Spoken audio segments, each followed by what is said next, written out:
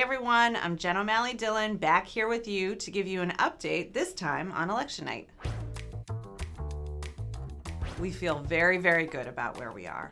As we look at our wide map of our 7 battleground states, we see that early vote is exactly as we'd like to see it. More and more people are voting, younger, more diverse voters are voting in all of our battleground states. And our organization in every one of our battleground states is kicking ass. It is volunteers, knocking on doors, making calls, reaching our voters to make sure they have everything they need to go vote. There are still a lot of people out in the country and in our battleground states that haven't made up their mind yet. As we've looked at our data, those undecided voters in the last week in particular are breaking for the vice president in double-digit margins. We know there are still more undecideds left out there, and they are more open to hearing from the vice president and supporting her. So we got to keep doing the work, and we're going to close it out with them. All right, so let's talk about election night. Don't be anxious if the race isn't called exactly when the polls close in your state.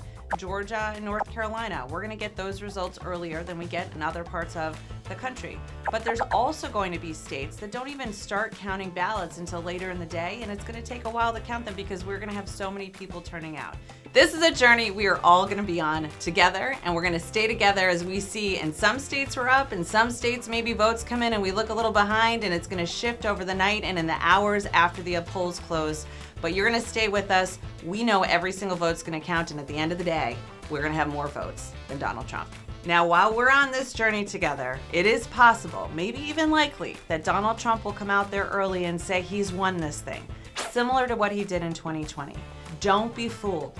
Don't be worried. You can be assured that the nonpartisan decision desks that are watching these races and have been counting and calling them throughout the course of the last several elections, they're not going to be swayed by what Donald Trump says, and we are prepared if Donald Trump and his friends try to claim that they've won or throw out all their bag of tricks in this election. They tried it in 2020 and it didn't work, and it's not going to work again. I'm no lawyer, but we got a lot of them that work with us, including Dana Remus, who is the best out there and who's been leading our effort, and she's going to tell us more about all of the incredibly important work that we've been doing as a campaign to make sure every single vote is counted. Thanks, Jen. There's a lot floating around the internet about voting in this election.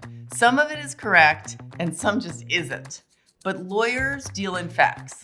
So I'm here to give you the simple facts about voting. The first thing to know is that voting in 2024 is easier and more secure than ever.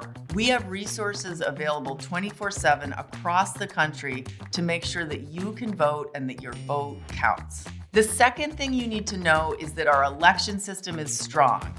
It's designed to ensure that every legal vote counts. Tens of millions of people have already voted safely, and election administrators across the country are working quickly to identify, address, and mitigate any issues. If the race is close, there's a process in place for after votes are cast to make sure we get it right. But let's be very clear. Candidates who are unhappy with the results cannot make up new ways to challenge our elections. They can't interfere in the certification of election results.